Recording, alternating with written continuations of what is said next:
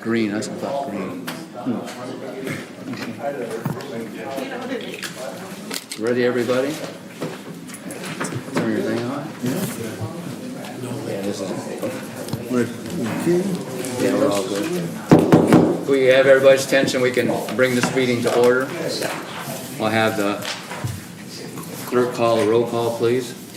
Jerry Motter. Present. Dan Schomer. Present. Doug Humphrey. Present. Dan Verbeck. Present. Jody Lee. Present. Karen Wilson. Lead us to the pledge of allegiance. I pledge allegiance to the flag of the United States of America and to the republic for which it stands, one nation, under God, indivisible, with liberty and justice for all.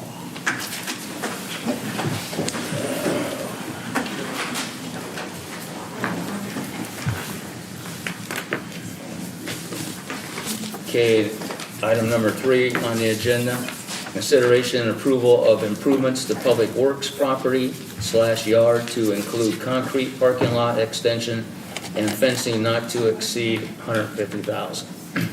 And this is for the moving of all materials that they had stored over by the sewer plant for the new renovation of the sewer plant coming up. And they seem to have moved the time schedule up a little bit for wanting to get their equipment in. That Steve would bring everybody up to date too, so now they're in the process of getting that so they could get in there and put some of their equipment in there to start the renovation. So I'll turn that over to Steve if you got more you want to say to that. Sure. Kind of the context for it is that last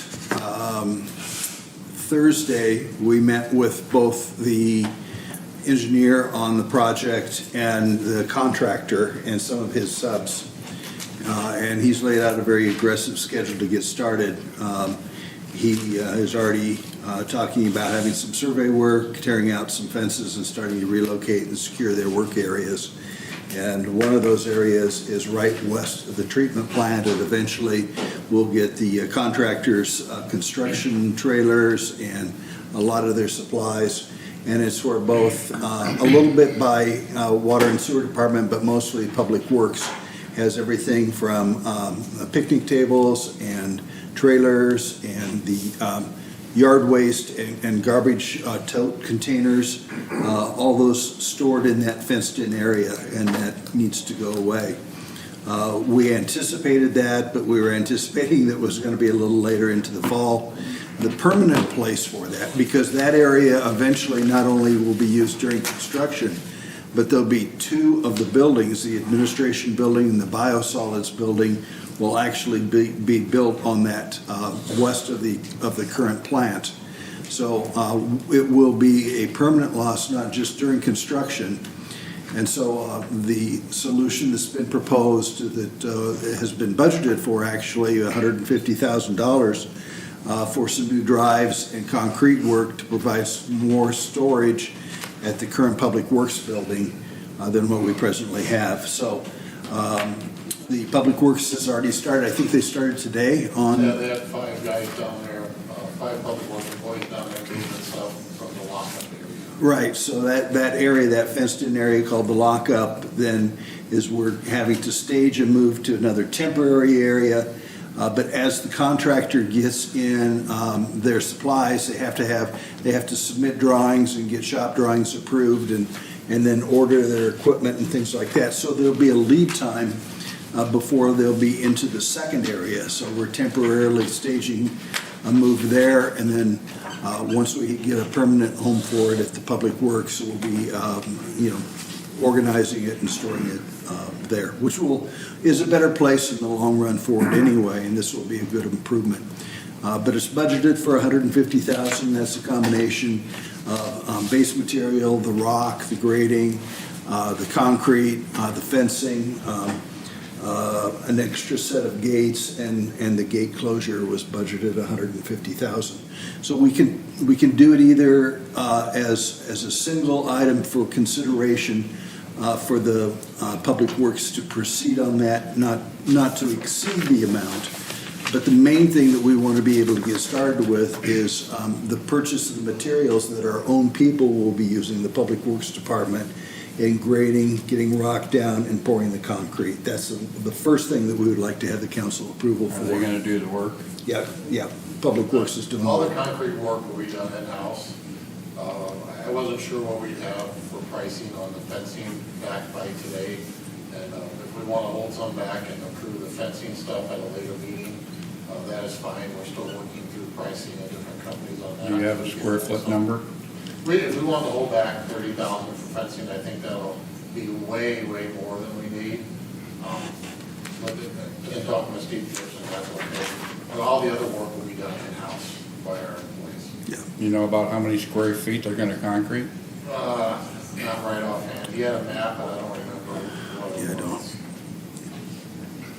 It's kind of going from the west side of the building where they keep their garbage trucks in, that's right on Avenue there, to be going west over to, kind of the line where the salt shed ends in that general area, and then up to, not completely up to the salt shed because those blocks have a berm to help hold them in, to be up towards the salt shed then.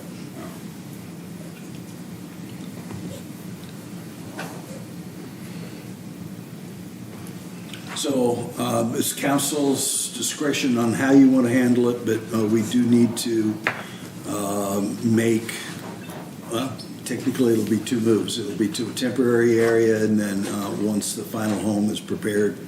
But this is just for your approval for a budgeted item for that concrete work. Would part of this be charged off to the enterprise fund for the water sewer? No, It'd all we're come out of doing it Public Works? in-house as Public Works, yeah. And you gotta have the concrete because the ordinance says everything has to be parked on, like a trailer, and that has to be parked on a hard surface. It does, and the hard surface down at the lockup area right now is just kind of a mixture of gravel. It's got some, blacktop millings and some things, but it's just it's just a fenced storage area. And up at the Public Works, it will be part of that permanent Right. complex.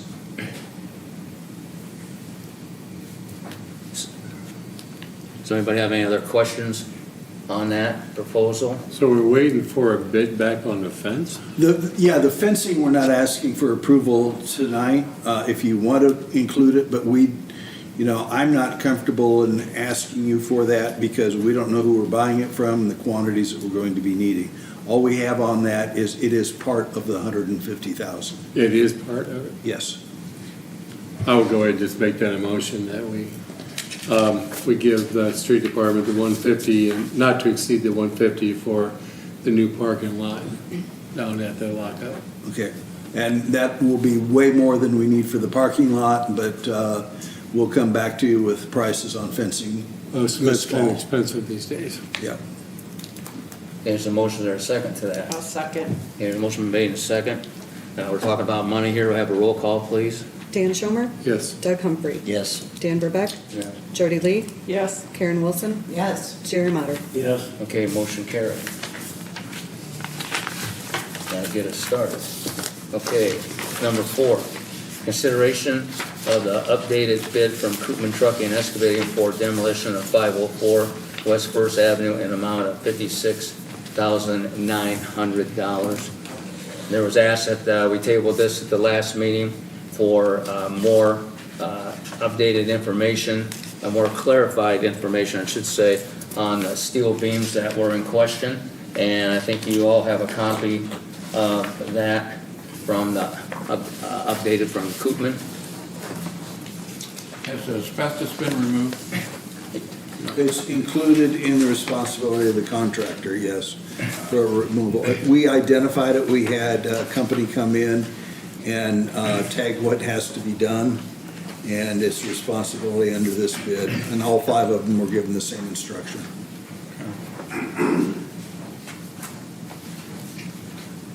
So what is our plans to use these beams for? Well, I have no idea what the plan is. You'd have to ask They're Gibson. a good size and of decent shape. I think Steve said if they ever need them for future use, whether it be, to help cross a ditch or something like that, to temporarily or other things, that they're definitely worth saving. Or my I thought was if we needed something to support 27th Street Bridge. Yeah. If you see the engineering on that, we may need the beams to support Yeah. that. Well, but all jokes aside, I'm not sure if using something that's probably dated way back Hard to say, would I'm be not, any good. I don't know. We don't even know if there was ever even a fire in there at any point.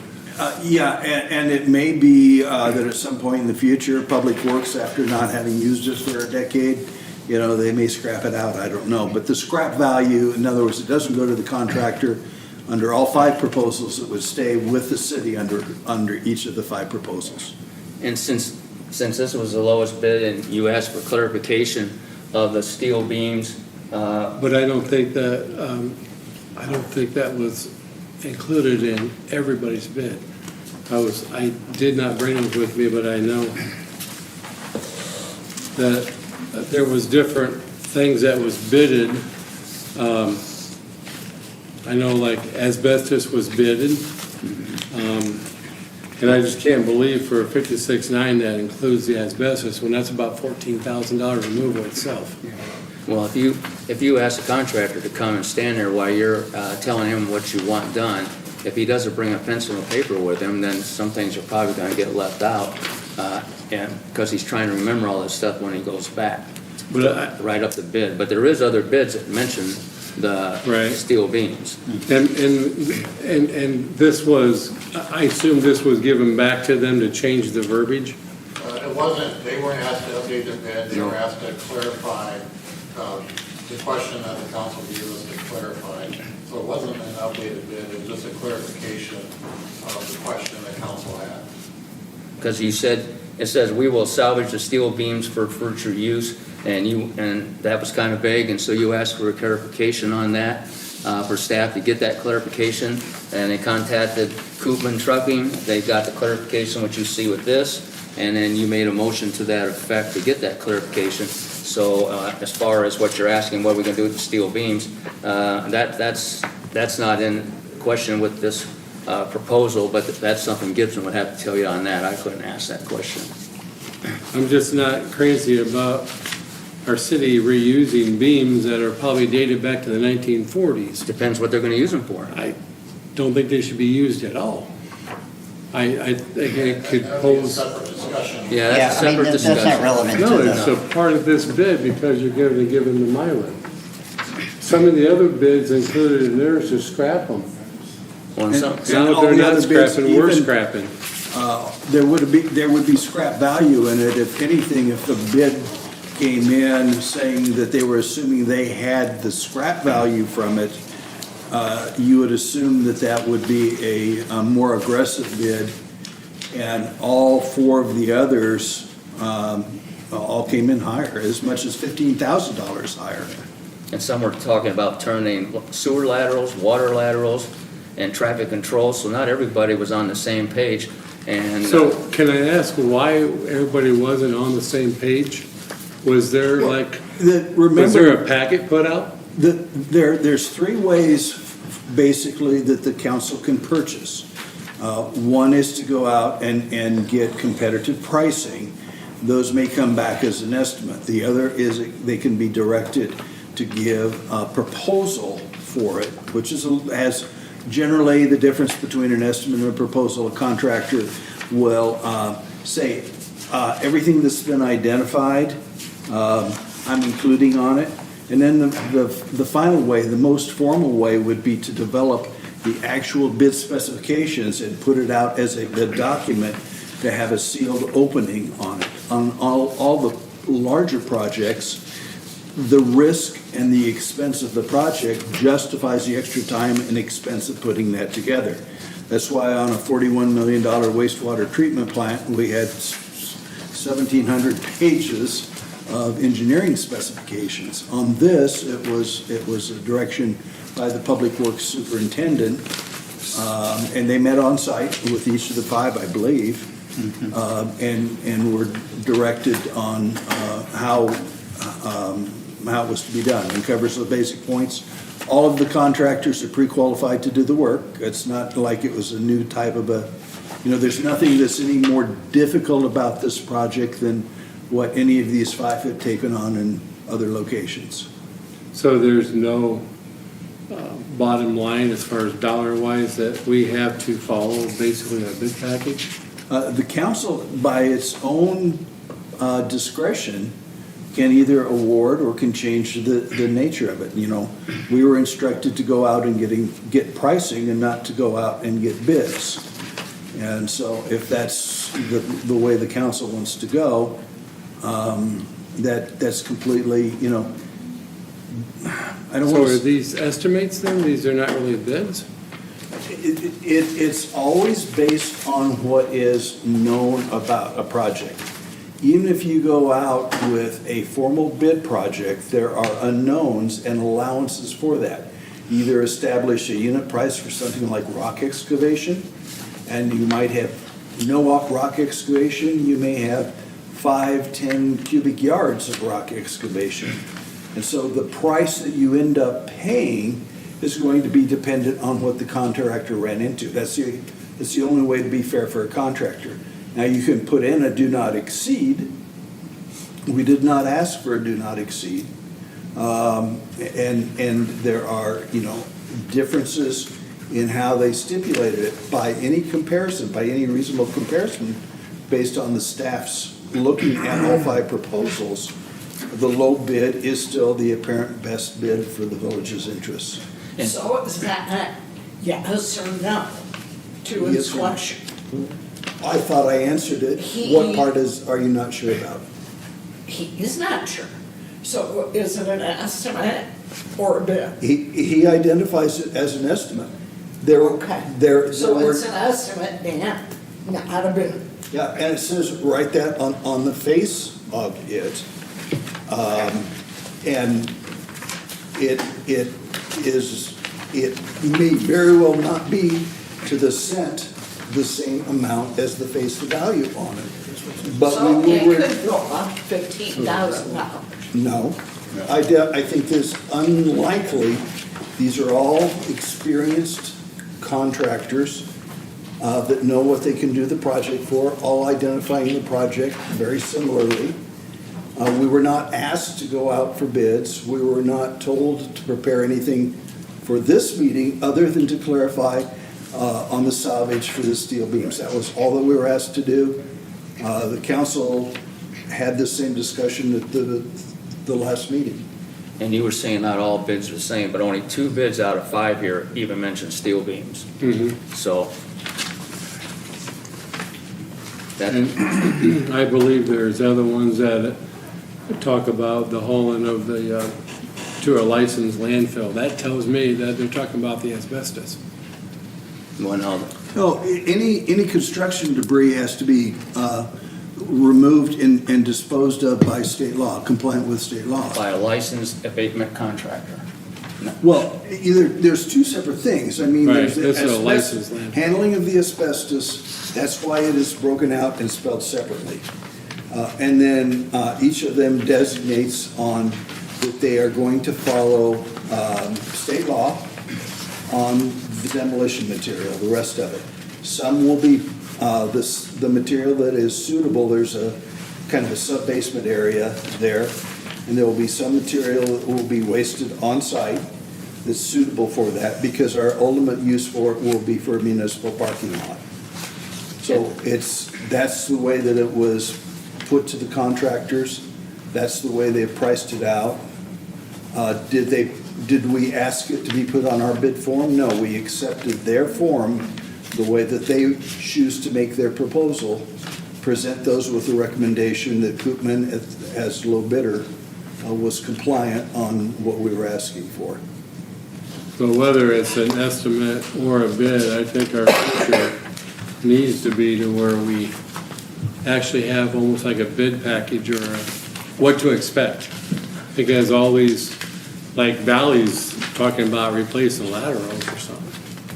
And Not I assume that's your water or sewer coming into your building? Water and sewer, they're not replacing, the question is at what point. No, if it gets damaged, they will be responsible. Well, water and sewer laterals would be the private lines and not the public, but the thing that we do have to take into account in evaluating them is to make sure that they're dealing it either dealing it the same or that we understand the differences as far as where they're cutting off water and sewer and how they're sealing that up permanently.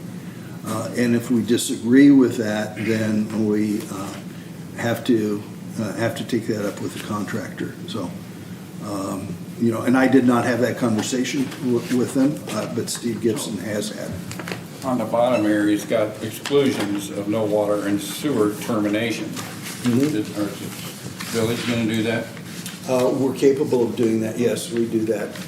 Well, somebody's gonna have to do it, right? Yes, absolutely. But those are, every time that we do a water main repair, we excavate down and we put a clamp on it. And that's all that we would be asking the contractor to do anyway. And we can do that in-house.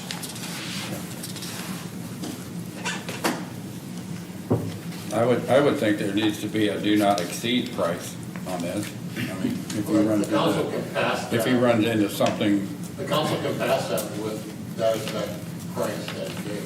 yeah. So we can set a don't exceed 56 now. Yes, you can, and then it would be up to him whether or not he would accept that, And that would be kind of a, one measure of good faith on it. He might have reason why he would say, I will do it, it's speculative. I don't know what he would say. But if you're concerned about that, you can put a do not exceed of 56.9. You could give it a 5% allowance, which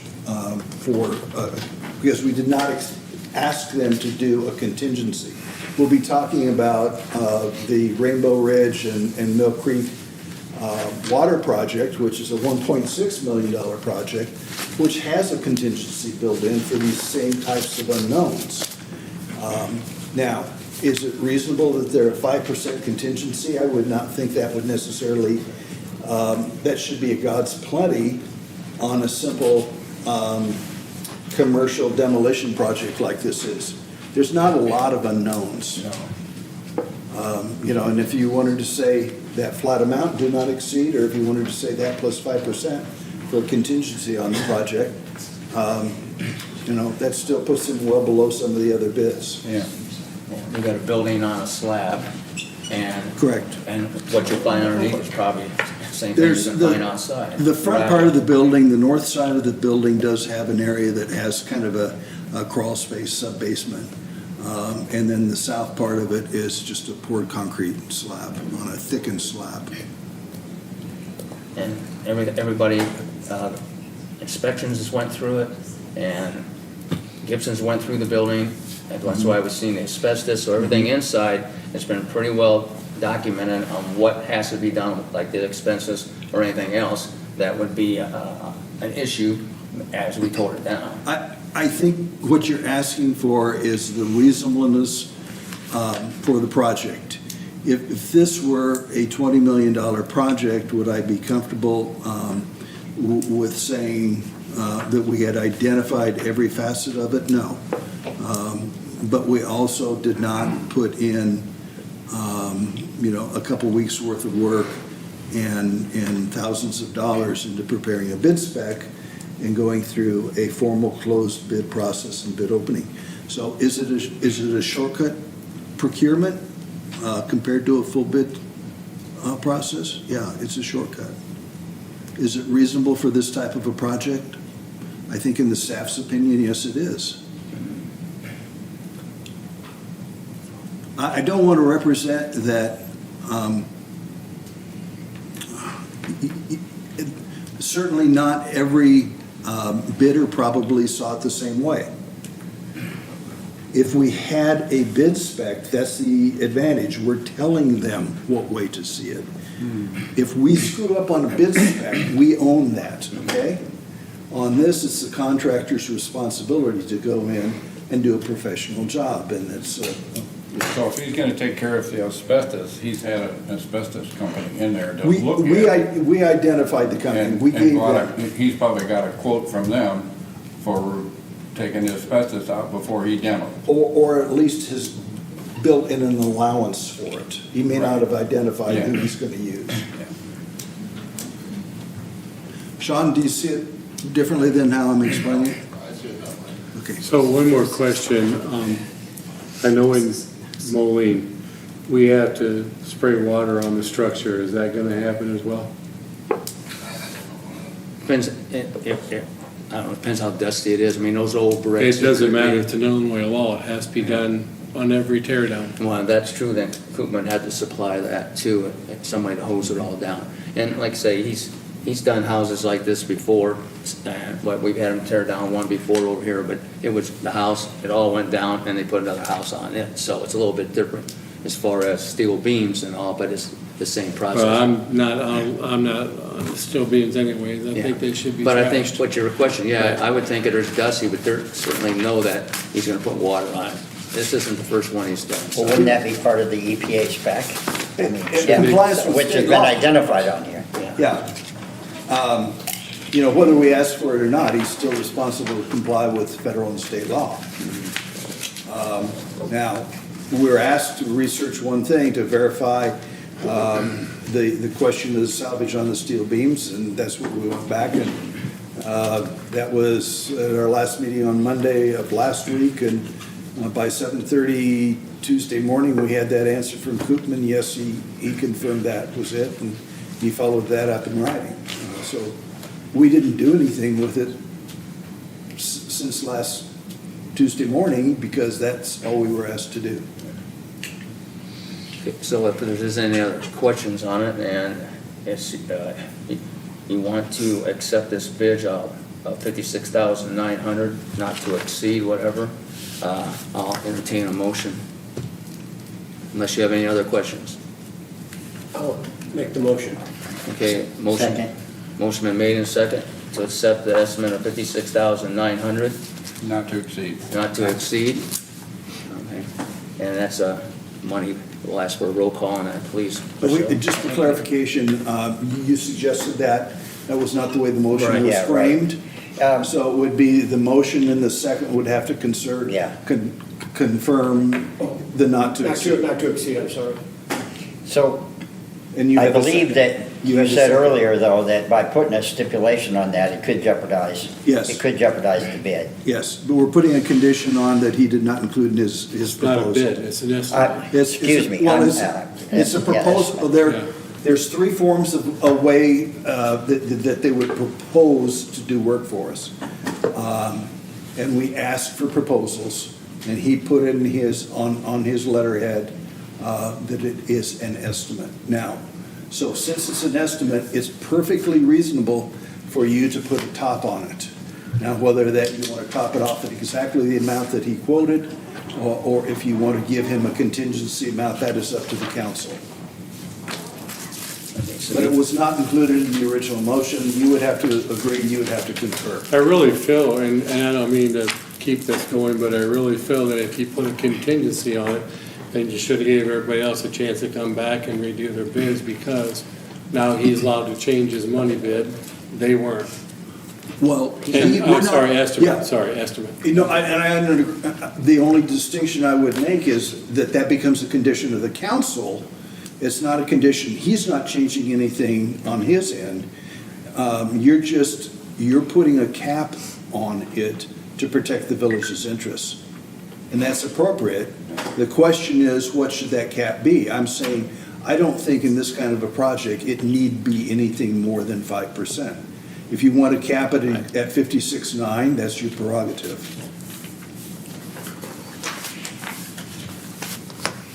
But it was not in the motion. Okay, so I'll make a motion that we accept the low bid at 56.9, but not to exceed 5%. Second. Okay. No, okay. Motion been made and second. Have a roll call on that, please. Doug Humphrey. Yes. Dan Burbeck. No. Jody Lee. Yes? Karen Wilson. No. Jerry Motter. Yes. Dan Schomer. No. You guys are gonna make me break a tie. I'm gonna say yes to the low bid of 56.9. Not to With 5% contingency. 5% contingency.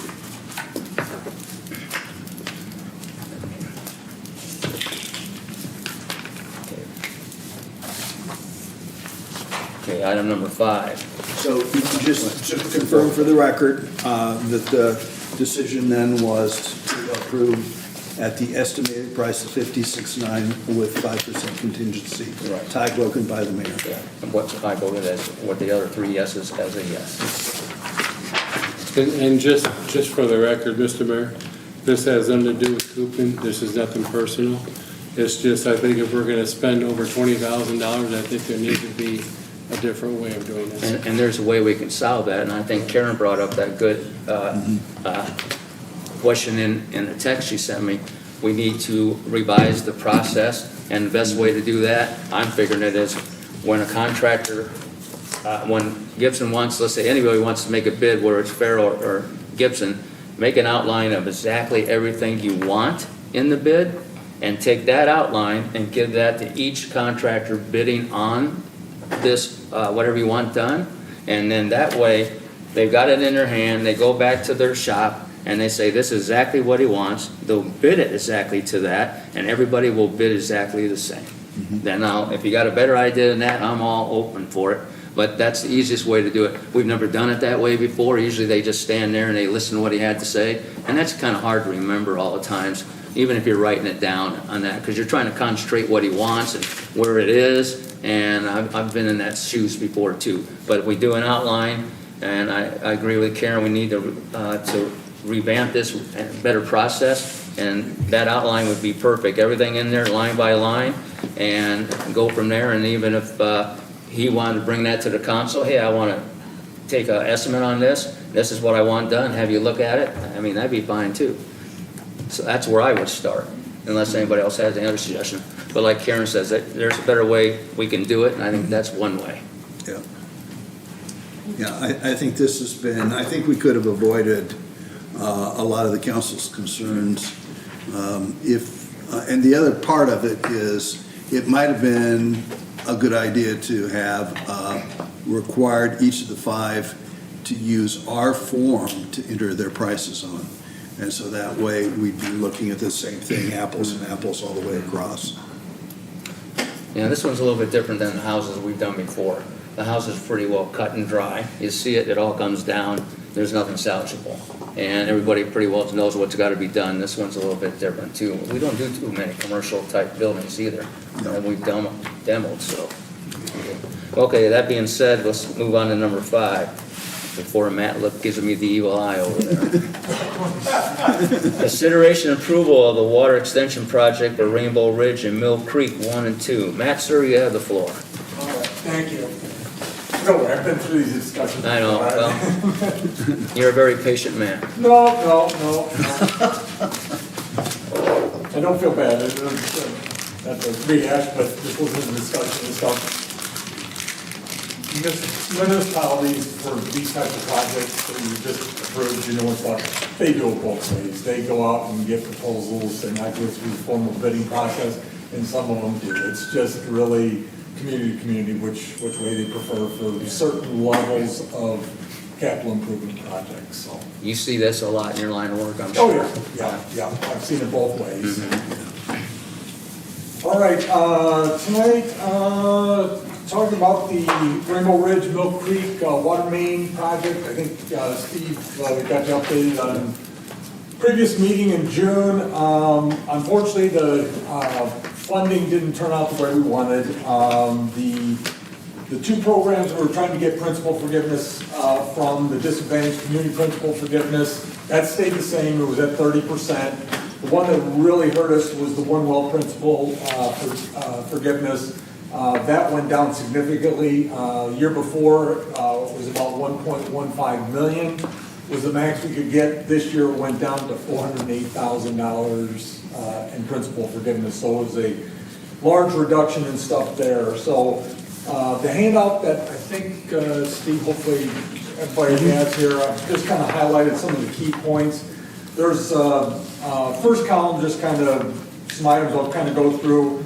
The second column is if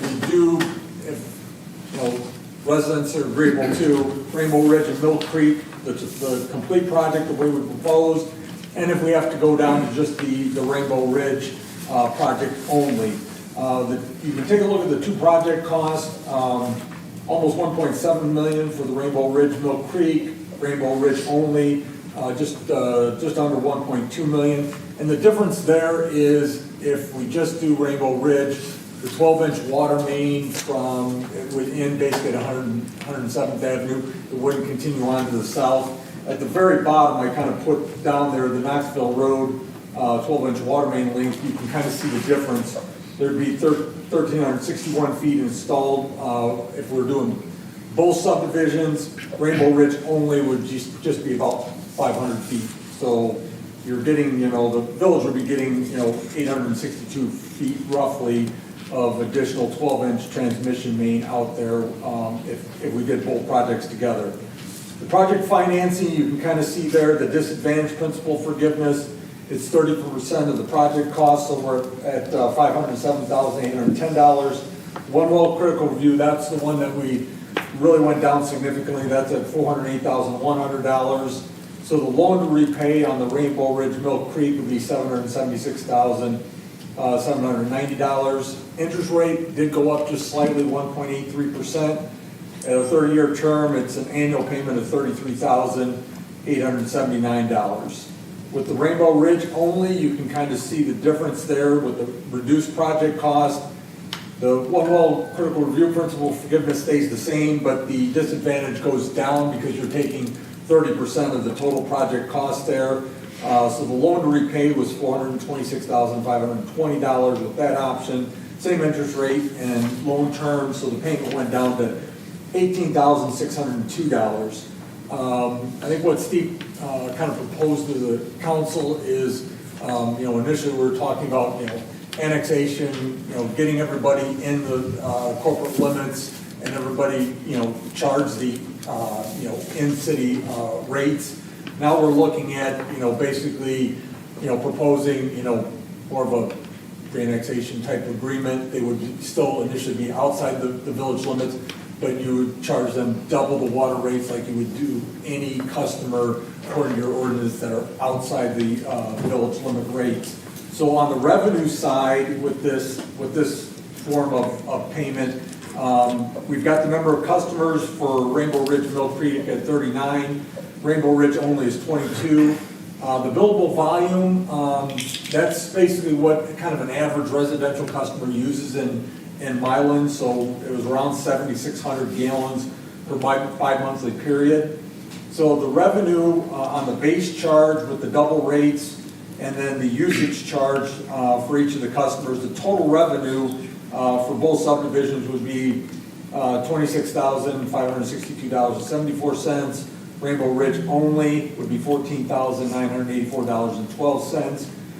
The loan payment shortfall, so you can see up above the annual loan payment for both subdivisions was $33,879. Your revenue that you're getting from double rates on all those customers would be around $26,562.74. So the difference is $7,316.26. With Rainbow Ridge only, that gets reduced down to $3,617.88. So there is, unfortunately, just a little bit of a shortfall and stuff there, but discussions with Steve and Sean, there's obviously some value and stuff, and we think in the project for the village, mainly getting the transmission, main in down on Knoxville Road, and then eventually, and stuff at some point in time in the future, the council could, decide to go with, complete annexation of that area at some point, so. How long can all of these folks hang on with what they have? I don't know the Mill Creek situation. They've got 2 or 3 small systems that service all their residents, the 17 customers out there. They have several small systems, so they're governed by the health department, so they get around having to deal with the EPA. I do know one of the systems out there from our meeting that we had with the Mill Creek residents, they just made an investment in a well that they had problems and stuff out there. But when we met, even the ones that, had just made the investment in the well, they were still, somewhat interested in connecting because they just don't want to go down that road again and having to come up with that kind of money to invest in the well. Obviously, the Rainbow Ridge situation, probably a little bit more severe. Obviously, their issues are, they only have one well. So if the well goes down, they take it out of service. There's no water for any of the customers out there. If they have power outage, they have a pressure tank. Typically, those pressure tanks don't have a lot of what I call operating storage in them, so they need to get the power back quickly so they don't run out of water. So EPA, especially with hydromatic tank systems, like having backup power, so if power's out, they can always produce water as long as the well pump is working and hasn't been damaged. And then the other thing is the tank, the pressure tank is a steel tank. It's below grade. It's been in there since, the subdivision was built. If you've seen pictures, it's rusting. That's probably one of their biggest concerns is losing that pressure tank. And all of their water system is below grade. So if you go to your system, everything you have for, chemical feeds and everything that you have for your water system is above grade. Where, their system, all their chemical feed equipment, their chemicals, the pressure tank, all of that's below grade. When it was built, that was acceptable to the regulations. Now it's not acceptable. So, in order for them, even if they wanted to replace their system and stuff, it's really, the only thing salvageable out of there is really the well itself, and stuff, the hydromatic tank, all the chemical feed, the piping and stuff, all that would have to be replaced and move above grade, so. What's the percentage of participation? Have you I think- gotten any numbers? I think from the Rainbow Ridge standpoint, I think they did, pretty much 100%, and stuff. There's Okay. only been one resident that's had some questions and concerns, but, I think for, the rest of the residents, and stuff, everybody was on board. I know the Rainbow Ridge Water Association board members, they worked hard, they went door to door and rallied the people, and stuff around what they thought really needed to be done, and in my opinion, did a really good job, getting everybody in the subdivision informed and behind the project. The Milk Creek meeting that we had here back in May, I guess it was, or into April, I guess, I thought it went well. I think initially there was a little reluctancy, but the longer the discussion went on, I think more and more people kind of really started to warm up to the idea of connection. And I know the one lady that was heavily involved in the well project that had to get replaced. She was on that system, and she knew the cost of replacing the well and what they had to do there. Even though they just made that major investment, she was still interested in connecting, and stuff. She wanted to see the numbers, but she was still interested, even though they just made a kind of a major investment and stuff there. The Milk Creek, like I said, the meeting went well. I think there's some interest there. I just don't know whether we're talking about half or all or what on the Milk Creek side. Yeah, and that's really what we're asking for the council tonight. We're not asking you to choose between scenario A, scenario B. It is that you understand what the issue is, and we're asking that you give staff and WHA authority to call another neighborhood meeting and spell it out, because the meeting in May was before the Illinois EPA had made a commitment to the village. And they did, and I think we even pointed out as it's an easy answer if they give us everything, and it's an easy answer if they give us nothing. But they gave us halfway in between, and that's what makes this thing a little bit stickier. How much longer is the money going to be available as it is right now, Well, Steve? one of the thresholds is the end of the calendar year, so end of December, the Illinois EPA starts taking a look at, because they only have a 12-month fiscal year, July 1 to June 30th, state fiscal year, to use this allocation. So we've now made it onto their plan on how they're going to divvy up their money. But if they see by mid-year that we don't stand a snowball's chance, then they start looking at where they can reallocate the Rainbow Ridge funds. I mean, we would love to get this project done in this fiscal year, but, there's still a decent amount of work to do, and stuff. And the village board's on board with what we're proposing, and stuff. We've got the biggest thing is the Mill Creek people. We got to find out, are they really interested, and stuff, and want to come on. I think the Rainbow Ridge, for all intents, but they're on board with what's being proposed. So we need to find out how many Mill Creek people we want to connect, and stuff under the terms of these, the conditions of connection. The problem on the financing side is, like Steve said, the disadvantaged community principal forgiveness that we have there, that is the only principal forgiveness and loan for the project that's actually being reserved for the project. The one well principal forgiveness that's on there, that is a first come, first served. So we don't know if there's anybody else in the state that's looking to try to get the one well principal forgiveness. The one hurdle that we'll need to get over is once we know what the project scope is and we know who's connecting and we're ready to bid the project, we will reach back out to the EPA and make sure that the one well principal forgiveness is still available, and stuff. Because if that falls by the wayside, and stuff, then we need to come back and say, okay, what do we want to do here? It reduces the amount of principal forgiveness, it increases our loan amount, or do we want to, take a chance and, go for funding the following fiscal year? Right. So we still got some hurdles here, and stuff. There's only a portion of the funding that we have here. We can do the whole project. It's just that the EPA's committed to the project the disadvantaged community principal forgiveness and the balance of the project in loan. What they haven't committed yet is, because it's on a first come, first served, is the one well critical review. So, we can do the project this year, or it could get bumped to the following year. And the one well critical, or the disadvantaged community principal forgiveness, it does have a time, usually if you don't have a bid opening by March 31st of that fiscal year, so in this case, March 31st of 2027, EPA may pull your funding and give it to somebody else that is ready. So that would mean if you back off the 45 days for the bidding cycle, we'd have to advertise for bids sometime in mid-February in order to ensure we keep the money that they've reserved for us. And in order to go after the one well loan forgiveness, that potentially could be competitive. It is first come, first served.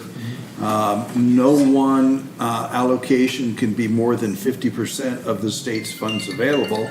And the number that we're using here that we would be going after is 50% of the statewide funds for it.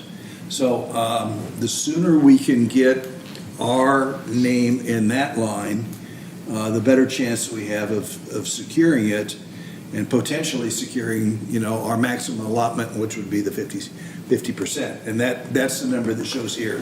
That's the rosiest picture. The other thing I want to point out is we boiled this down to two scenarios, and that is without Mill Creek at all, and the other scenario is 100% of Mill Creek. It's likely to be somewhere in between as far as the initial sign-up. Mm-hmm. There's 17 homes, and so we've shown a nice, easy comparison of two. If it slides somewhere in between, and it very likely will, that some of the 17 will want to initially sign up and come on because, one, they get off of a private well, and two, if they do it day one, they don't have an out-of-pocket expense. The EPA funds that up front, and it's financed over 30 years with a loan forgiveness.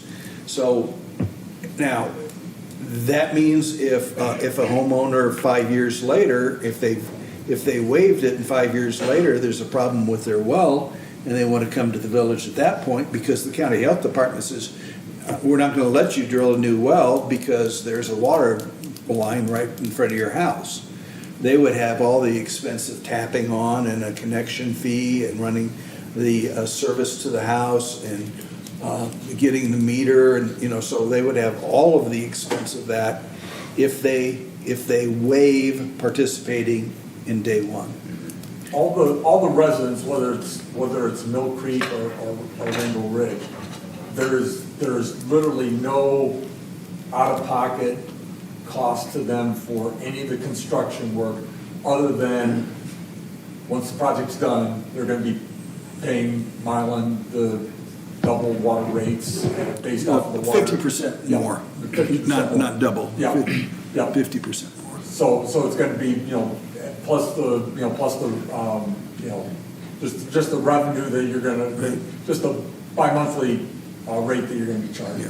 I hate to break it to you, but it's gonna be hell, because we're raising our rates. Well, So it is the whole. the good news is, the sewer treatment plant that we're building, you don't have to pay anything on that because it's water service only. So, you would get our normal rate increases, but not get, you're not paying for a treatment plant, a wastewater treatment plant. Well, darn it, I was hoping for more. What are the water rates right now? Well, if you're at 5,000 gallons, which is the minimum, and you take out the recyclables, it comes out to $77 every 2 months. $77, you said? And what? That's with sewer. Oh, that's with sewer. You want the water rate. I don't know what the water rate, that was, I think the water was, the base rate, it was $3.33 per bi-monthly period, and then the usage, I think it's $7.03 per thousand. yeah, because you're right, they don't pay this. Let's count it. You can do the calculation here if you need to know what the monthly. Last meeting was Based on 5,000 gallons, $48.48 a month. Or is it a month? Or is that every 2 months? Every 2 months. Every 2 Every months. 2 months. Yeah, so it'd be 50,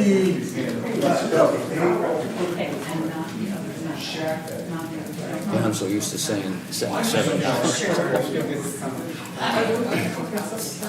because we're being annexed into the The big difference is 48 to 16. So that'd be under $100 every 2 months. It's $48 twice. It's a tough decision. The assumptions that were made for this is the average homeowner in either addition, it works out the same way. We're assuming that you would be paying $681 per household per year to the village for water rates. That's what these assumptions are based on. $681 a year. And 5,000 gallons is a lot, isn't it? Yeah, I don't even know, I only use 2. Yeah. For 2 people. Get that. So, you know, if I can, to recap, we know there are questions to be, that we have to find out more about, but one is to gauge the level of interest. And we're comfortable with the fact that if the Rainbow Ridge Water Association goes out of business, that we will have all 22 homes eventually, you know, probably day one, all 22 homes come on the Milan system. But there's 17 homes in Mill Creek, which are up in the air, and we are trying to gauge their level of interest to bring that back to the council, so then you can say, yes, scenario A, or yes, scenario B, or no project at all. Yes. So is the pre-annexation part of the plan still? I mean, Yes, the pre-annexation, but the city, it's irrevocable for a period of time, so that the homeowner is committing that at such time that the city accepts you into the village limits, that then we would bring you in. But there's the understanding that for some period of time, it's better off financially for the city to charge you the extra water rate to help pay for the, because even at that, we're below break even on it because of the repayment. The advantage to you is, one, on Rainbow Ridge, we understand that our rates are lower than what the association is currently paying, is that right? We're paying 60 a month. 60 a month, 60 a month. so $720 a year. $720. And we're estimating that you would be somewhere under 700 for a similar usage. Yeah, for the way I had calculated, because I knew what Rainbow Ridge charged a resident, theirs was gonna go down from a water billing standpoint, and stuff. Plus, we would have water and the power went out. You would have water, you would have fire hydrants, you would have presumably maybe a little bit of a break in your homeowner's insurance because the insurance rates will be a little better with city water service.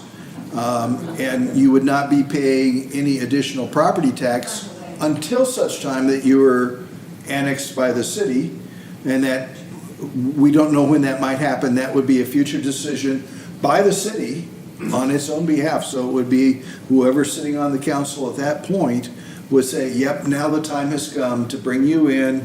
We're comfortable with where the rates are. We don't have this initial project of getting the problem of getting the project off the ground. But at that point then, for the extra property tax, the city is then taking on maintenance of your streets and snow plowing and trash pickup and recycling and police protection. So, it's no secret that cities don't make money on residential properties. Plus, at that point, our rate would drop in half Yeah, for the water. yeah. Yes, you'd have the reduced water rates. And Rainbow Ridge increased theirs in anticipation before, looking at connecting to Milan. They increased it because they knew they were gonna have to do something with their hydrodynamic tank and everything, so they were trying to Build a contingency, but we were trying to. build up some get our- funds and stuff for it, so we actually started looking at connecting, and this made sense, and stuff. They had raised their rates high enough that they were paying, by coming to Milan, that it was actually gonna go down for them slightly from what they charge their customers for water. Right. And I can't tell you I have no idea what Mill Creek charges, their individual groups, if they're charging people on a monthly basis for water service or how they do their billing, don't know. So all we can do is provide them, here's what it's gonna cost you on a monthly basis for water service for Milan, and they're gonna have to go back and see whether that's more or less than what they're paying to operate their own system. And then there's risk, and stuff. Once you connect to Milan, you're gonna take over and you're gonna own and operate it, so their risk really goes down other than just paying the water rates where, if they wanna run their own system, then you just run the risk of, if you do have problems, what it's gonna cost you to repair. There's a lady back here that had her hand raised. I'm fine. You're gonna. No, I'm not. No, she's not. Yeah, hang on. When you first were talking, I'm in well two. Yeah. When you were first talking, you had said double the rates because we wouldn't be in the city. But when they talked to us in April, they said, hey, if you're in the city, you're gonna get the cops, you're gonna get the snow removal, and you're going to get fire protection and garbage. But now we won't, but we still get double water rates for, no offense, bad water. It's legal water, but it's not tasty. Not, okay, don't take it personally, you've gotten used to it. I just did something whole life. I've only been here a year. I have But this they month, get so home I know. services, aren't But they? I need every County. cent. But I'm saying It's not, if we, so we don't get the apps and we don't get the, we don't get the, They'll give what? okay. They will then, We yeah. do double, Yeah. double. Okay. And we have a gentleman in our neighborhood that called and checked, and you do not get a discount for having a fire hydrant. You don't get the insurance, you don't Yeah, get your you check. insurance. So, Ladies William, he knows how to. we got another lady. If Rainbow Ridge annexes, does Mill Creek have to annex? No. Well, I'll take that back. one of the conditions that the staff is proposing to protect the city's interests is if you want Milan water, you either have to be in Milan or you have to sign an annexation agreement that someday would allow you, at the city's discretion, to bring you into Milan. So, you know, you recognizing the eventuality that you'll come into Milan. But it is always the decision of the Mill Creek residents individually of whether or not they want to be part of this or not. If you don't want to be part of it. I signed up the paperwork. Mhm. What does that mean now? Are you in Rainbow Ridge or Mill? I'm Mill Creek too. Oh, you're Mill Creek? Yeah. And that I mean, sounded like really, really, really good deal, you know, Yeah. honestly. And because the state came through with only part of the package that we hoped, Yeah, it's less of a good deal for you and for us. exactly. And I think then if the project, you know, if it goes forward and it includes Mill Creek, then you have an individual decision to make. If it doesn't go forward at all, I think we would say tear up the paperwork that you signed. Thank you. Well, now, I didn't sign up, but still, the opportunity is there when everything is a go, is that correct? Yes, but, He's And he's Mill Creek too. I'm Mill Creek also, Mill Creek too. the opportunity's there, but if you don't sign up when everybody, when they offer the free hookups, and it's all done, the hookups are done, and you haven't agreed to come onto the service, then you'll have to pay out of your pocket to hook the water line from your house there. So the advantage to Mill Creek people is absolutely, you get the free hookup now when it's being installed with Rainbow Ridge. If you wait after the project's done and everybody's hooked up, and you want to hook up, then now you're gonna have to pay out of pocket to hook up. That's the big advantage for Mill Creek. And it's still the advantage for being out of city rates. You pay that, you don't have to pay all the other things that come with police protection, snow plowing, and you're raising your property tax.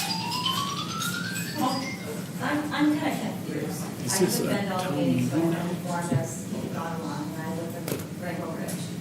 And we, as you presented, were almost 100% a go.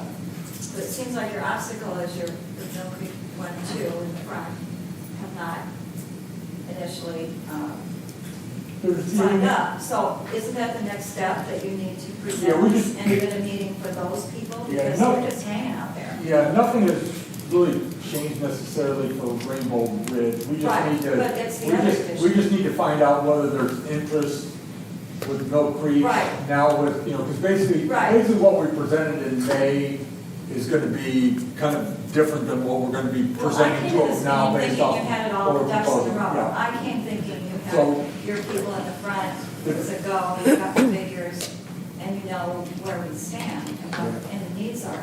But it sounds like you've got a lot of question mark individuals that they need to know Yeah. that you're ready for their vote or whatever. Because amendment. the cost that we kind of presented to, you know, during the Mill Creek was, you know, annexation, Right. here's the services you're getting, Right. here's the property Right. taxes, here's the Right. raw water rate that we anticipate you Right. to be, or the water I bill get will be. that, but now you're at the point where you need. Excuse me, this. Steve, was Yeah, you yeah, looking yeah, for the yeah. council In order- to in order approve you take guys it- to have a yeah, meeting? yes, you're right, we need to Correct. find out. Because this is like getting way out of hand. So we And can is that get- gonna be another I meeting? mean, we still got another law of business that we gotta take care of. It will be one more meeting, and then if we can't. After this one, let's go ahead and bring it If we back can't get to people the to sign council. up at that meeting, then. And I'll probably have to come summarize back to the real village quick. board and say, we got nobody, or we got 6 people, and, Well, you already know we have the rainbows.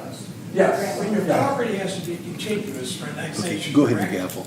Yes, exactly. All right, can't you go across KK Road and up to the, Go ahead. just for the annexation? Well, okay, Yeah. no, I'm not interrupting, I know you got questions, but let's bring this back to the council, because we're gonna have another meeting on this, right? Yeah. Yes. And then yes. you can bring up some more questions, because there's always more questions than answers Yeah. on this too, so if Well, you, if we can sign up then, just like, Well, let's bring it back because your discussions are points that we need to handle at a public meeting in which all of the neighborhood, Listen, that's yes. what I'm asking. Okay, so There's a what, second chance. yes, so what we're asking of the council tonight is for the council to be informed and give an opportunity to both neighborhoods then to hear the story so that we can be transparent and you can decide on your own, because this is your own initiative and it's being accommodated for by the village. And if the state of Illinois had given us all the dollars, it was simple, and they haven't. So the accommodation of both neighborhoods is at a cost to the village if we move forward with this. We're going to lose money on it for a period of 30 years in either scenario. We lose less money if we cut Mill Creek out of it. We lose more money if we bring everybody in. And so that was the message to deliver to our council. We're glad to have you here. I think it's been a very good discussion. But ultimately, what as staff that we're asking of the council tonight is, do you want to take us the next step? The next step would be to green light only to have a community meeting like we did in May at the Camden Center once now we have more facts, because we need to gauge, the city needs to gauge the level of interest there is. If nobody in Mill Creek wants to do it under this set of circumstances, then the council needs to know that. I make a motion I'll second that. to green light it. Have a time set up at Camden Park, or Camden Center. Okay, a motion been made and second to have another meeting in Canton Center, time to be set in the future. All in favor by saying aye. Aye. Opposed? Motion carried. Okay. Yeah, we want to work with everybody, Mill Creek and Rainbow Ridge, get you all the answers you want. And this will be another opportunity. This will be I think our second meeting that we'll be having, second or third meeting we've had at Canton. And so we'll set a time for that works for everybody and works for Matt. And all that will be related to both Mill Creek and Rainbow Ridge people as soon as we find out, and we'll set that up. Everybody who was in that Cannon before, if you know where Cannon Center is out there by ballpark, and bring all your questions, bring the Mill Creek people especially. Tell the Mill Creek people we'd love to have them there so we can explain everything to them and show the advantage or disadvantage they may think of it. So.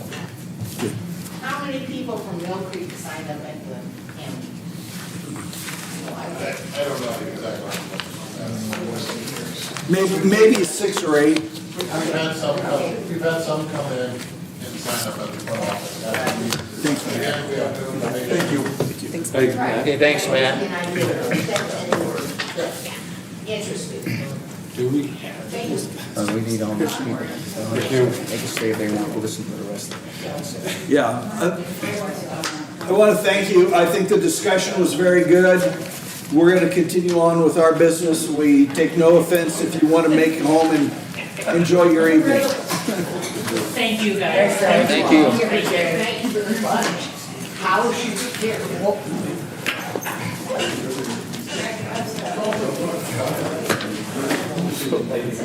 Okay, agenda item number 6, discussion of proposed increases to the salary of the council members. And I'll take whoever wants to take the lead on that. I'll take the lead. You take the lead. Just a second, let's let them Can get, we wait a minute? Yeah, just wait a minute. No, you can't hear it right. yeah, I can't hear you right now anyway. Folks, we're going to continue with our meeting. If you'd care to step out and have your conversation, thank you. Thank you all. Yeah, thank you for coming. Thank you. Just real quick, this is very helpful. Got to see the original ordinance that went on Illinois Municipal League's website. Put in our population up to like 6,000. Pulled up 37 different municipalities. Boy, you guys got paid damn good for all those years is all I can say. I mean, damn good. I'm only suggesting an $18.50 increase for trustees up to $100 a meeting instead of $81.50 a meeting.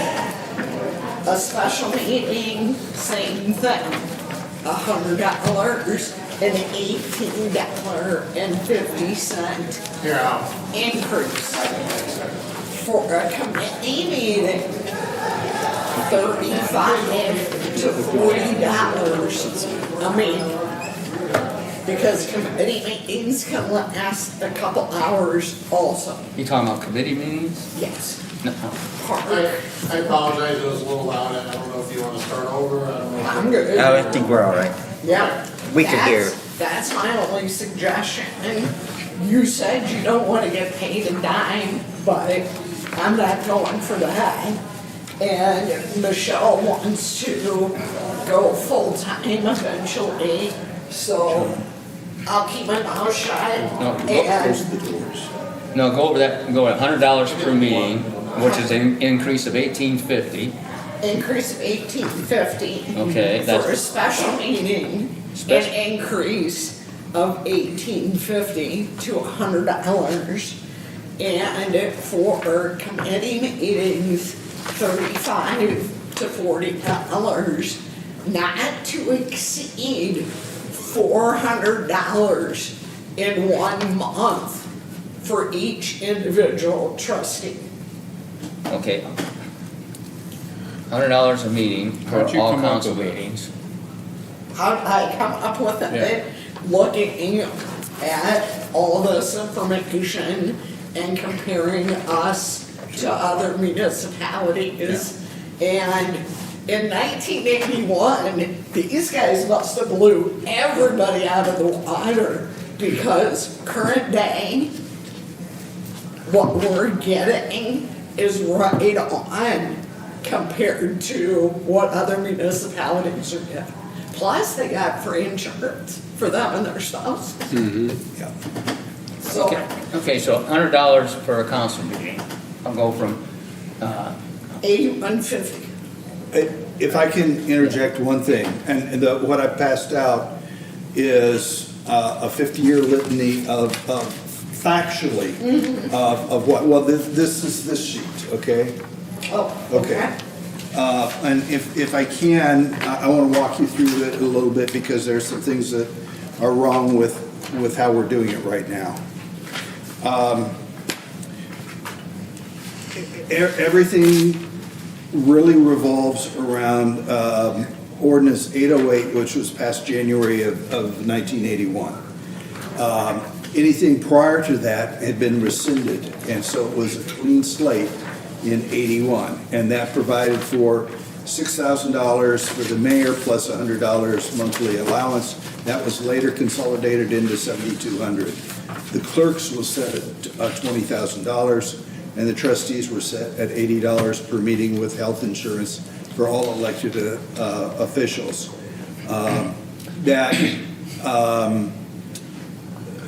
3 months later, that was corrected to make the mayor's a flat $7,200. I believe that was because everybody realized that trying to give an elected official a expense allowance without requiring any receipts was a really bad idea. So it was rolled into $7,200. There never was an increase on the trustees' rate of pay. There was a correction on removing the insurance later on, but there was never anything that moved it from 80 to 81.50. I don't know how it ended up being paid at 81.50.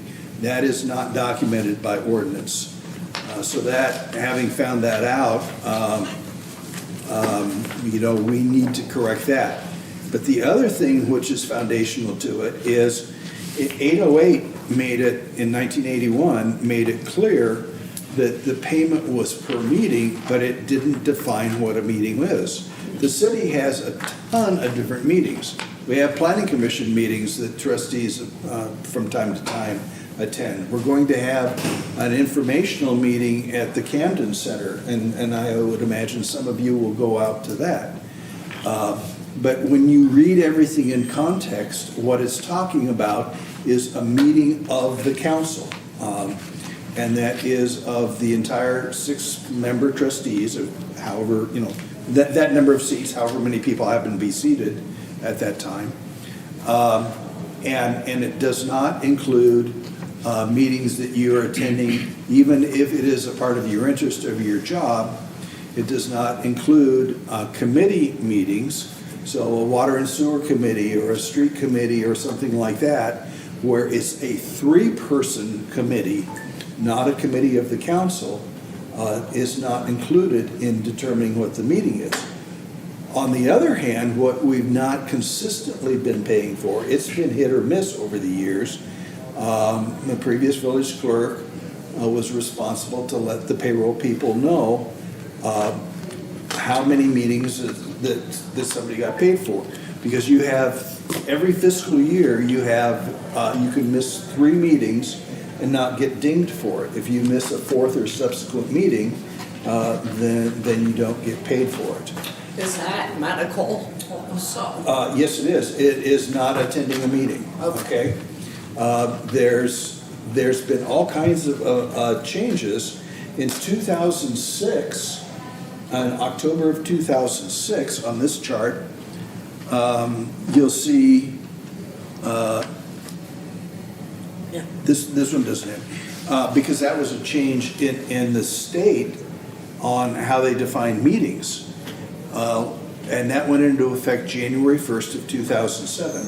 In 2006, the council adopted the state's language on what constituted a meeting and made it retroactive to all ordinance passed previously, that same standard would apply. Well, that's a general rule, and under law, there's a specific citation rules in conflict over a general. So the fact, in my mind, the most important thing we first have to define is what constitutes a meeting. That's where we got into trouble trying to say, is it a special meeting? Is it a committee of the whole? Is it a study session? Is it a regular session? And the answer to it is yes. If it's the council that's meeting, and it's under the Illinois Open Meetings Act, you have to have an agenda. You have to have it posted. You have to have it on the website. You have to follow an agenda. You have to prepare some type of a summary of what transacted, i.e. minutes. So all of those things, if it's of this body, you should be getting paid for it. So one of the things which I think we need to clear up is to go back to the start of the last term of office, which was May 1 of 25, and to go back and count the number of meetings you've not gotten paid. So when we call a study session, we call a special meeting, you should have gotten paid for those. Under the current ordinances, you would not get paid now or in the future for committee meetings or planning commission or public hearings or things like that. And where the 8150, how that slid into there, I have no idea. It's not in the ordinances. Well, we know it goes back at least as far as one, I'm not going to name, but, well, it doesn't matter. It goes back to at least 2012. One speculation is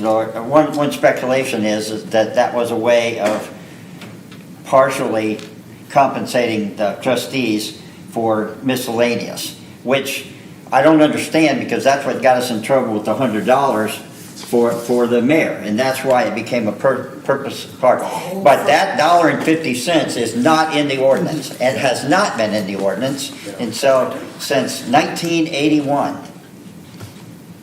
So now, did they get an extra $1.50 since 1981? Can't say, because Tyler's system only goes back so far. But we know at least 2012 that it was at that rate. There's also a peculiarity, because at one point, the clerk's salary ended up at not an even number, $26,024.96. And there's no documentation that supports that. That's just an oddball thing. It had been set at 20,000 and, then to 26. So there's a few things that have to be cleaned up yet.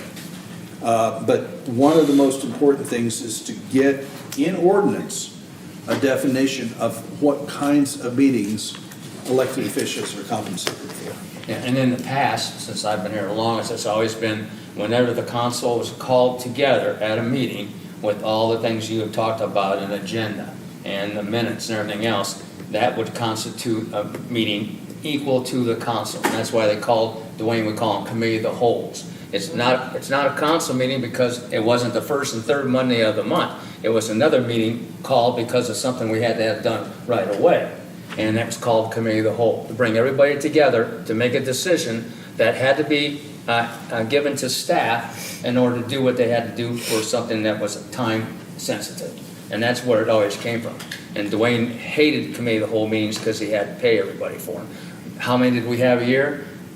2 maybe at the most, if that we've ever had back then. And so that's a guess, but it wasn't very much because he's pretty tight with a dollar and he don't have any more committee of the whole meetings he had to. That's why he always said to you, can you do this in a committee meeting? Right. I was told by the administrative office when I first started in early 2018, I think, that it was the complete opposite, that you don't get paid for committee of the whole meetings. You get paid for special.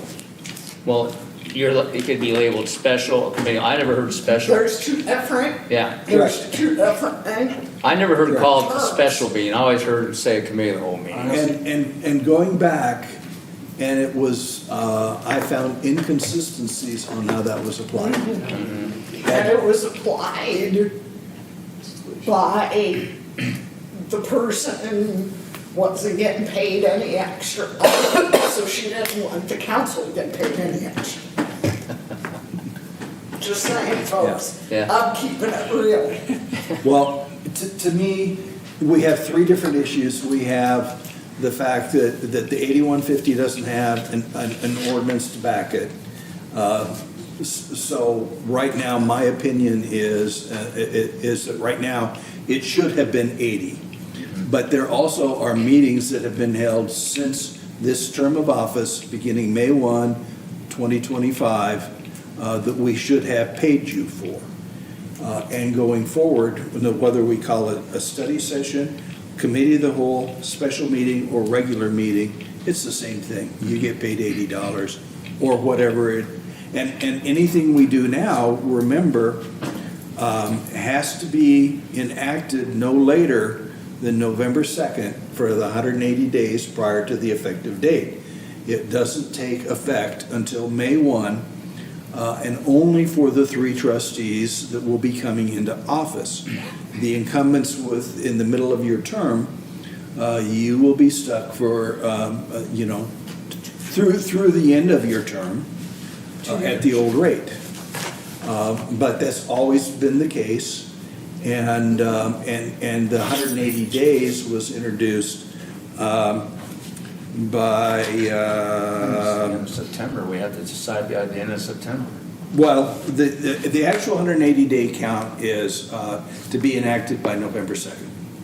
That's Well, six months is 180 days, so between September 30th and April, no, May 1st. May 1st? When you take office.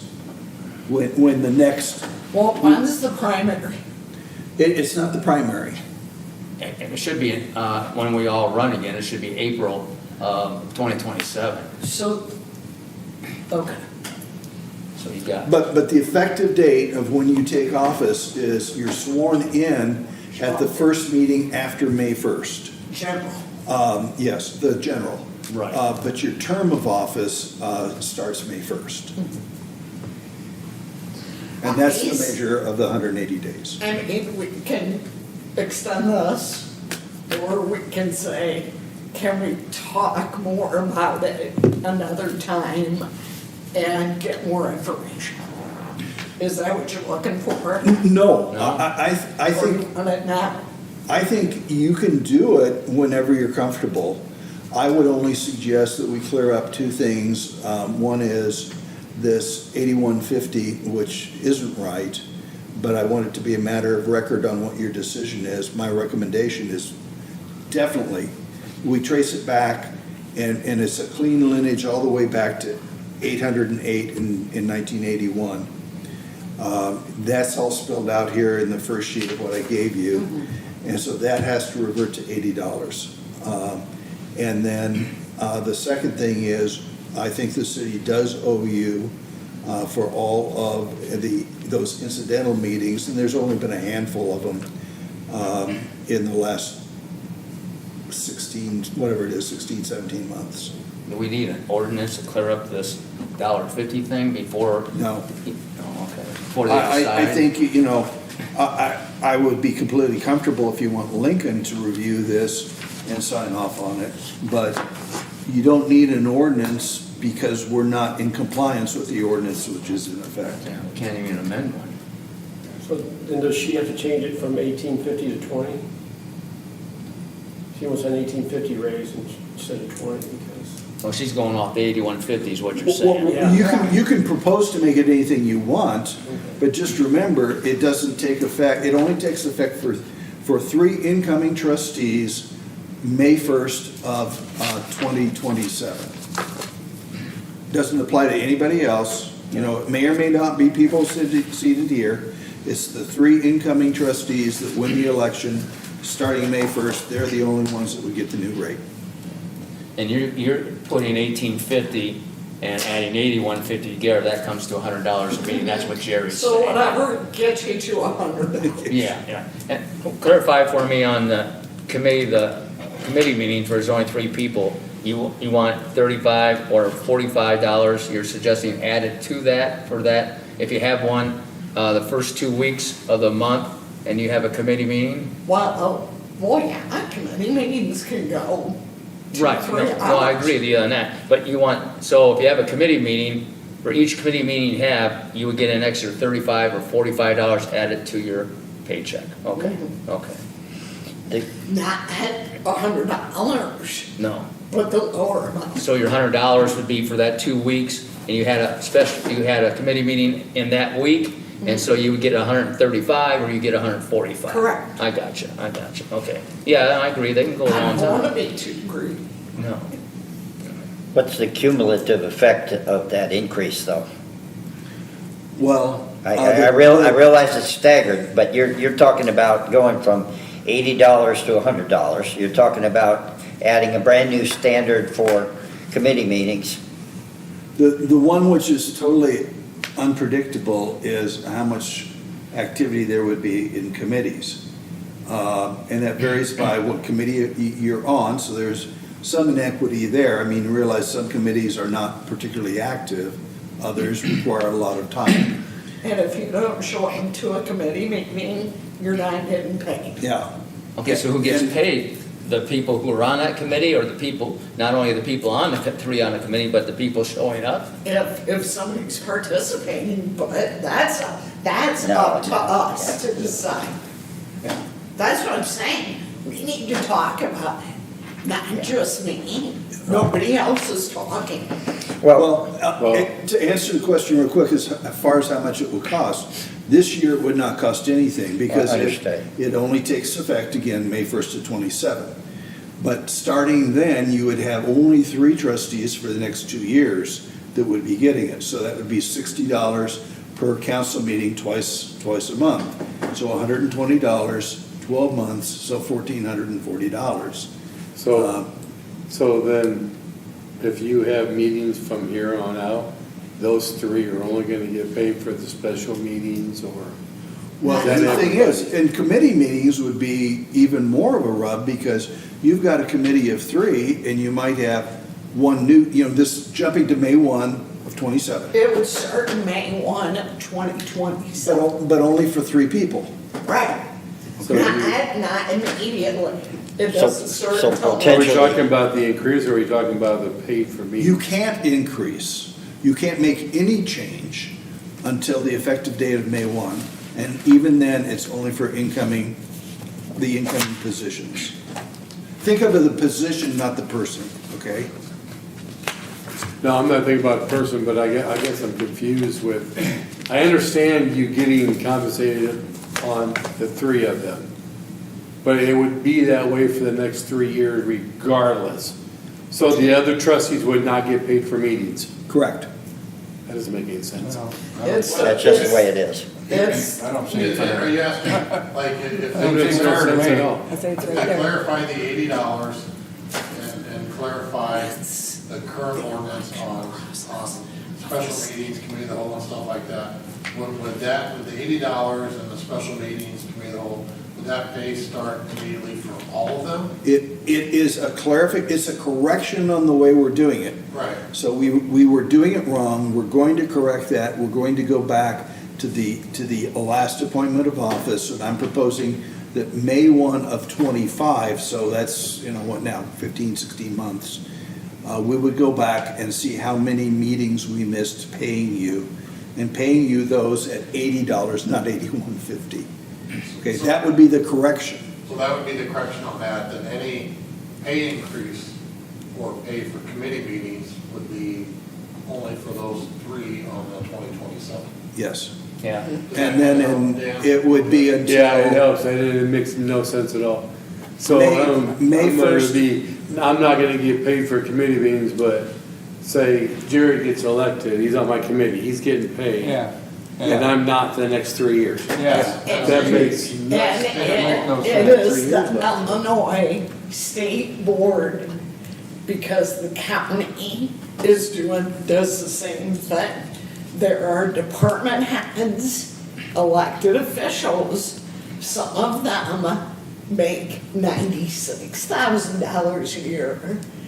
And those on the other, 2 years later, make $103,000 a year. It is because the state of Illinois.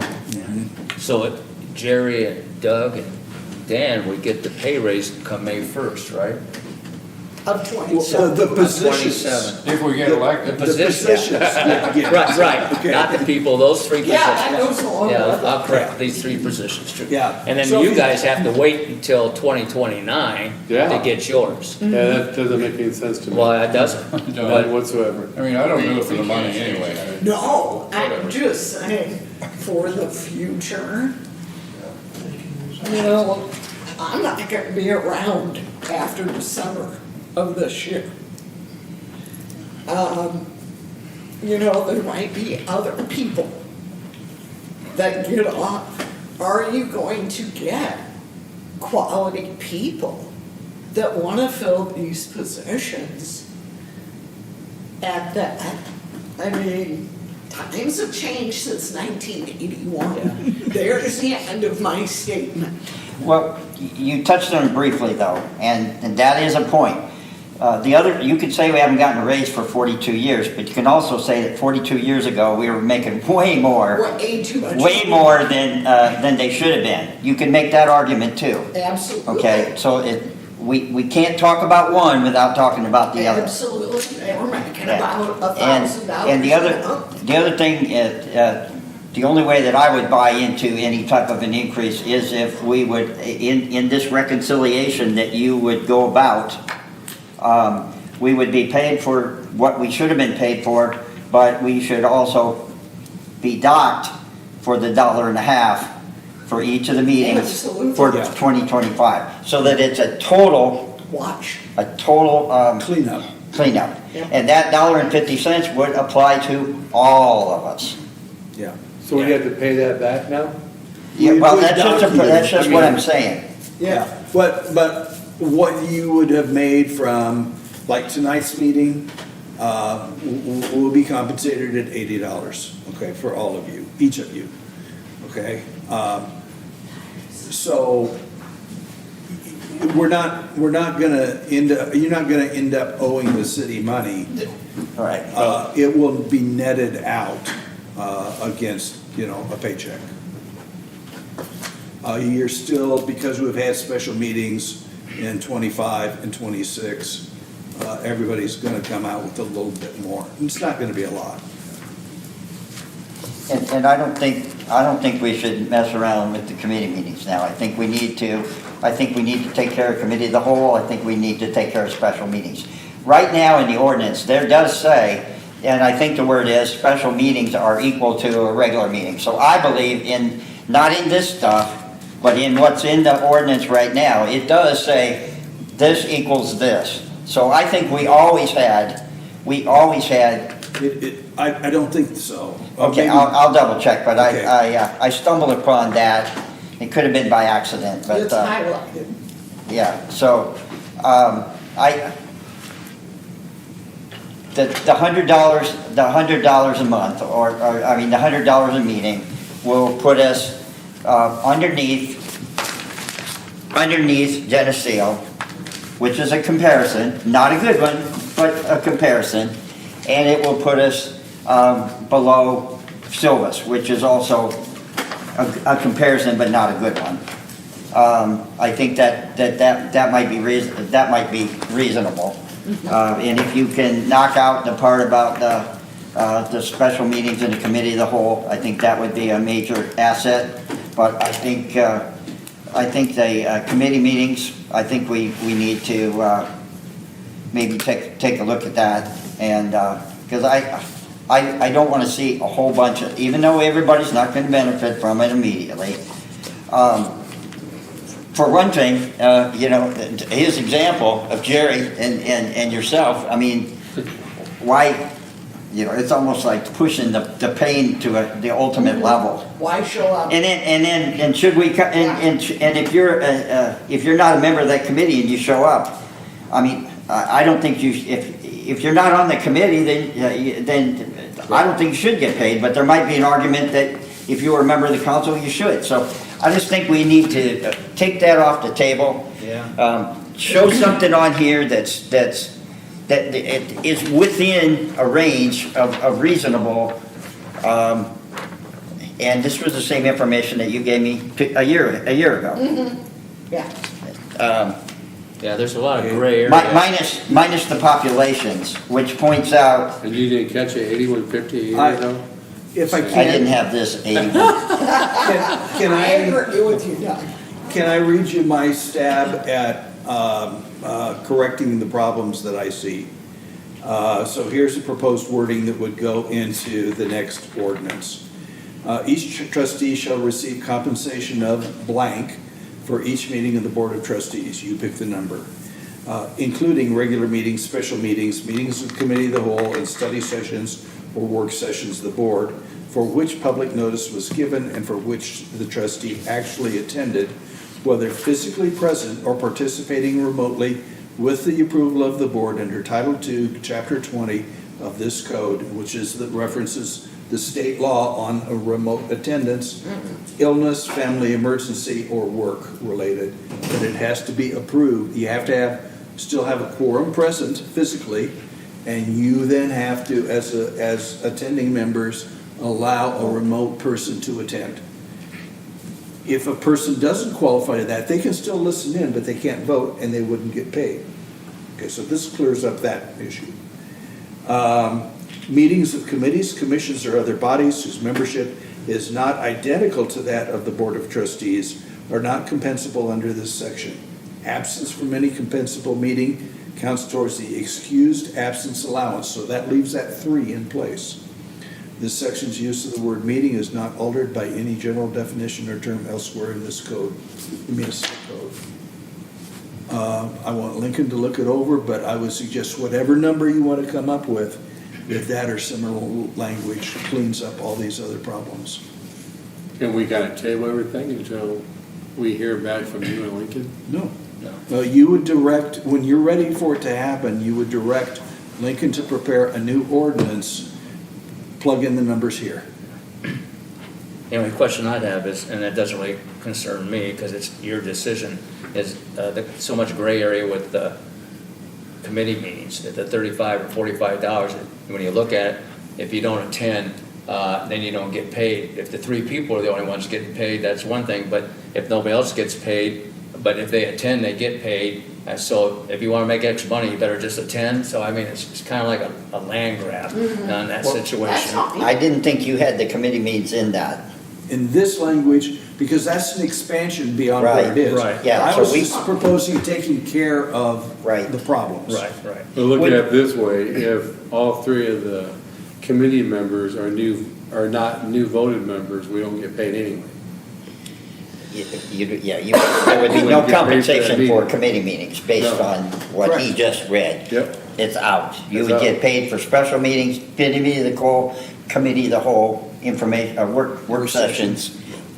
Good enough, I agree. And then the committee, committee meetings would just be non-paid, is what you're saying. Would you need to put in there, Yeah. would you need to show in there, Steve, that what you did as far as your reconciliation for the May 1st of '25 forward? Would you need to show that in there? Because you're gonna have to clean up what happened Yes. somehow. I think, well, I suspect that at a minimum, we would want to record it in minutes, which is being done right now, that we've discovered this inconsistency. I would keep it out of an ordinance setting forth what's gonna happen May 1 of '27, okay? Because we're cleaning up something that needs to be cleaned up, not talking about an increase. But yes, it needs to be documented on why we went back to May 1 of '25 and straightened it out. Okay, so also, I think I think also there were some other things, like when the compensation, the expenses versus the compensation for the mayor. There were some other discrepancies from one ordinance to another where they fixed it and then they unfixed it. And then they Yes. fixed it and they unfixed it. Yes. Will we have to be cleaning any of that stuff up? No. If it doesn't directly apply to the mayor, the clerk, and the trustee? This cleans that up. One of those which was messy was there was approximately a 2/3 reduction in the clerk's compensation. Again, it was not the sitting clerk, it was going to be the next term, because they split that and made the clerk part-time and then made the position of a collector, which is an appointed position. Under state law, it can be the same person. So that, in this case, it was, Barb Lee, who held both positions, and then any adjustment to her compensation as a collector could be done by the council without, any consequences to the village clerk's position. Now, we've already weighed in on what the mayor feels about his 7,200, but I'd like to sit down with Michelle and get her thoughts on what the position, not her, okay, because we're talking about positions, and her position doesn't come up for election again for almost 3 years out, okay?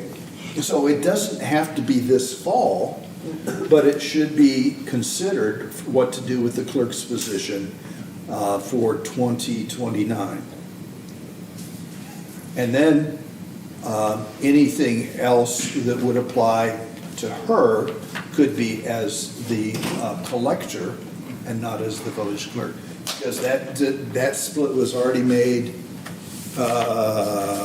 too many papers here.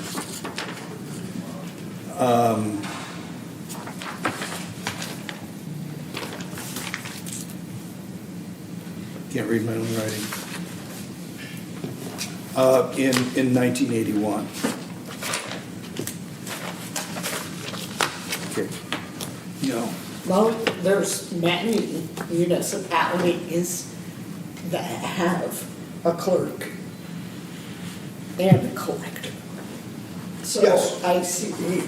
That's commonplace. And so that was October of 2008, when the Milan board at that time made it and cut the clerk to 65.7%, took it back to a flat $15,000 a year, starting with the next term, but then had already created the collector's position. And that's a good way to handle it, honestly. So, that's my report. I'm sorry to Well, that's a good report. belabor it, but Just a point of clarity, if the council votes to give the mayor an increase, he doesn't have to take the No, increase. no, I've already checked on that Dillon Municipal League, and I was gonna emphasize that the mayor doesn't have to take the raise, but what we're doing here, the mayor shouldn't be doing any raises now because if we do, we're going out of sync for when he usually does it in 2029, when all the other three trustees and the clerk That are makes up. sense. If you do it now, you're taking that out of sync. Yeah. And then every time a mayor would leave early, then it's gonna start all over again. Like, it's easier, I think, to pass the mayor up now and wait until the three trustees, the clerk, and the mayor officially would do it in 180 days before the election in April of 2029. So what do we need a motion on? are you ready to plug a number, are you comfortable with kind of that suggested language that we would turn over to Lincoln? I say Because $1.50. I want to suggest that I walk out the door at 7:00. I like that. I say $1.50, give them their $81.50 back.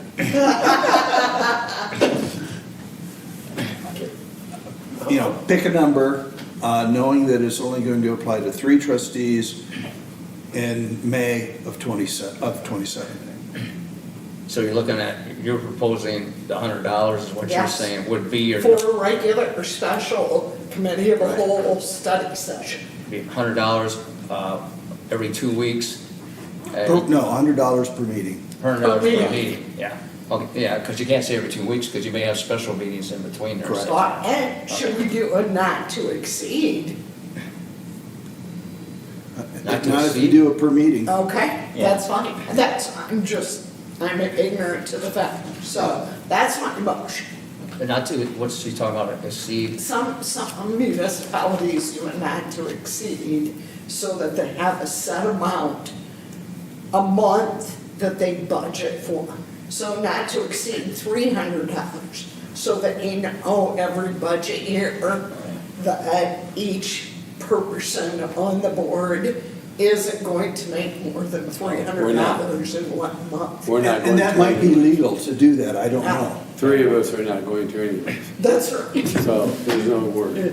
So it's 200 normally every 2 weeks, so you'd be 400 a month I have to tell you, I've known that since I was a for little kid. 2 council That was meetings. the rule. No, it's 100.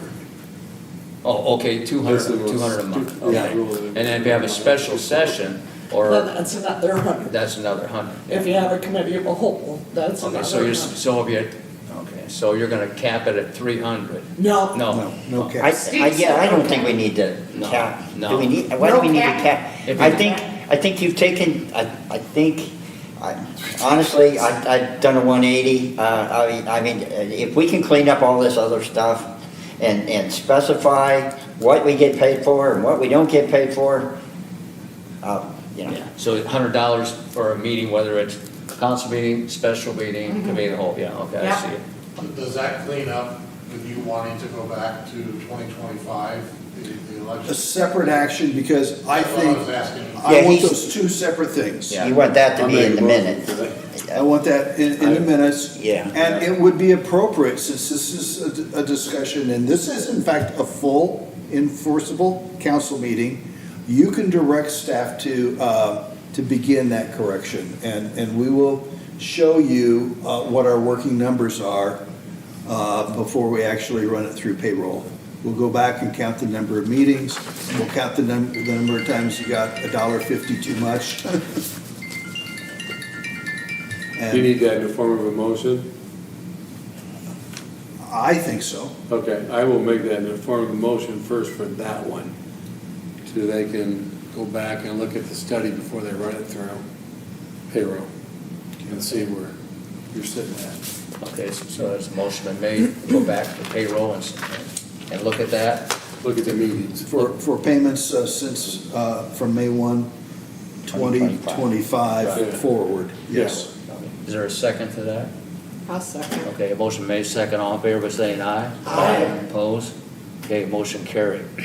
Now you can do, if you want what you want for the pay raise, or you want to discuss it down the road more, or what?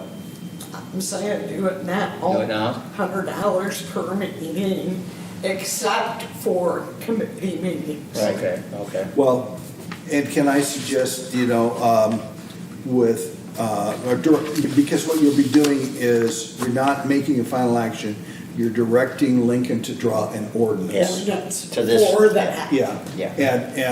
And I don't take any pride in authorship, but can I suggest that we ask him to at least include the same points that I Absolutely. read? Yeah. And then we need the $100 for a dollar amount for Lincoln in order to proceed with the ordinance. Yeah. Okay. Okay, so a motion been made for $100 every 2 weeks is what you're saying? Every meeting. Every meeting. Every meeting, yeah, okay. That clarifies it a little more generally. Okay, a motion for that, is there a second? I'll second. Okay, so I think we should have a roll call on that.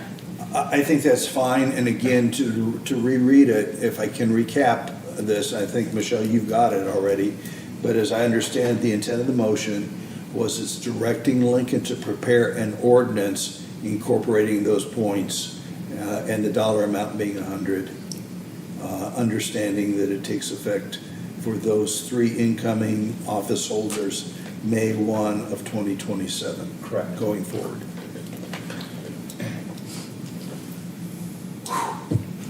That was my. Actually, I thought that was easier than I thought it would be. Jerry Well, it ain't over seconded. with yet. Jerry seconded. Yeah, but now, so we're gonna have to have a roll call, so everybody has an individual opinion what they want to do, whether they want the raise or they don't want the raise. Absolutely. So, okay. No. No? It's not whether they want the raise, Oh, it's whether the they're position. directing It's the the Lincoln position. to prepare the ordinance, because you'll still have a vote on the ordinance. And there are 2 things I want to ask Lincoln, because you suggested your research with the Illinois Municipal League was that the mayor can turn down. I think the mayor, but the compensation for the office, whether Right. you take it or not, that's up to you. Right. But the compensation for the office is fixed by ordinance. Right.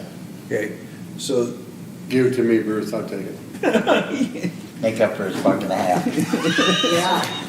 okay, so I just want to make sure that everybody understands, I think Because that's you the way might it not works. get elected, is what he's trying to say. And Yeah. if. No, I John- think you need to differentiate between the Yeah. person and the position. Yeah, That's John what- that- Jones, Yeah. Yes. who gets elected, Right. might want that $7,000. Yeah. Okay. Okay. Second. Well, we're talking trustees here. No, This but time. he's talking your position. Well, I'm not tonight. I'm saying the general principle, which is not in this motion at all. Right. Okay, roll call. Right, so we need a roll Dan call. Verbeck. Dan Verbeck. You don't have to stretch it out till 17. Yeah, Jody Lee. Yes. Karen Wilson. Yes. Jerry Motter. Yes. Dan Schomer. Yes. Doug Humphrey. Yes. Okay, motion carried. I didn't think it'd go that easy. Nobody left the crowd except for Tom.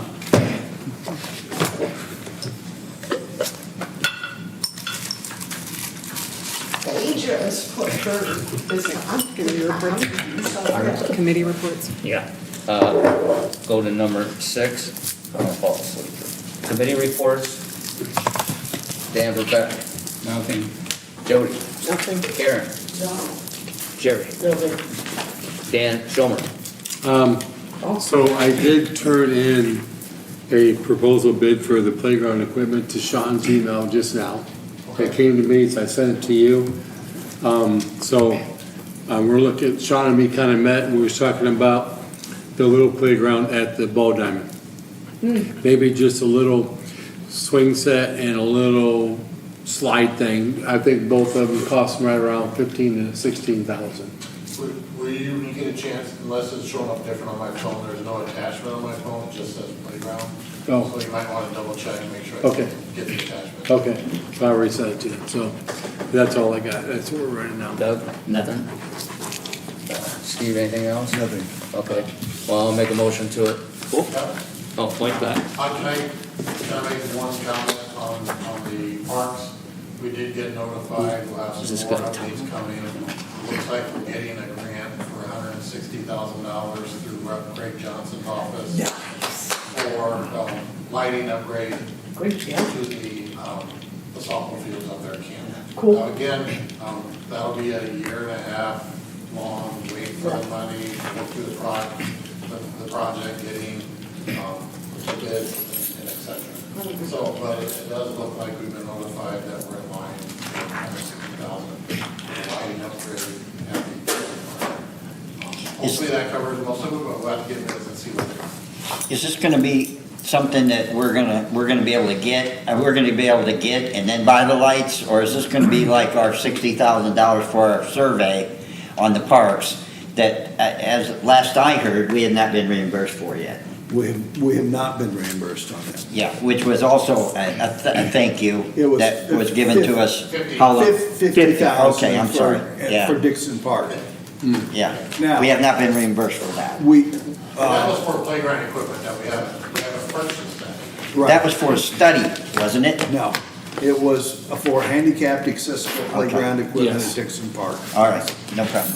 They're supposed to update that on, we have a quarterly mayor's meeting, second week in August, and she is, in her office, said they would update us on that. Is that We have- Cal? Yes, Yeah, yeah, she does an extremely good job. she's on. Now, we also have a meeting Friday in preparation for a possible application to OSLAD, which is Open Space Land Acquisition and Development for parks, for Dixon Park, because we've met all the prerequisite steps. We had designs done, park study, public input. We've stepped all the way through in preparation to being able to apply for these OSLAD fund grants. Good.